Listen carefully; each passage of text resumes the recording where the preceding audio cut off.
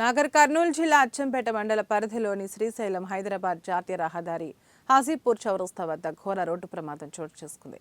ఈ ప్రమాదంలో అక్కడికక్కడే ఒక యువకుడు మృతి చెందగా కర్ణాటకకు చెందిన 5 మంది గాయపడ్డారు.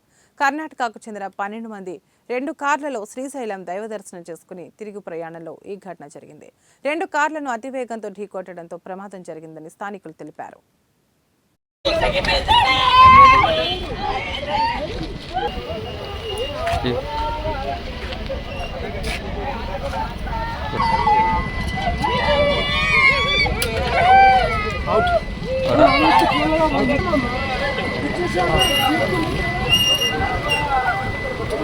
వెళ్ళిపోనా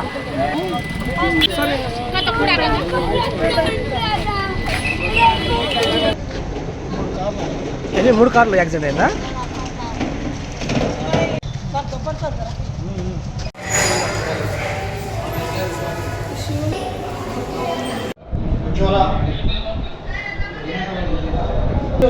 ఎవరు అడుగు సార్